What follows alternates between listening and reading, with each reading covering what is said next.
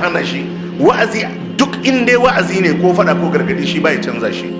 Kai idan mutum ya zama fajiri, waɗannan ababa da in an yi mutum yakan gyaru, shi in an yi ma ɓata mishi rai suke. Inda za a yi wa'azi, wa'azin ya taɓa laifinsa, to wa'azin haushi zai bashi. Inda za a kira shi a mai nasiha akan abin da yake yi ba daidai ba ne, zai kulle wadda ya mai nasiha. Kai akan wayi gari fa mutum idan ya zama fajiri, uwarsa ce za ta kira shi tana mai fada, wadda shi ya yadda 100% tana son sa. Uwar mutum za ta mai hasada ne? To uwarsan tana mai fadan yana kona mai zuciya, tana bashi haushi akan abin da take gaya mishi, to zuciya kuma ta yi tsatsa.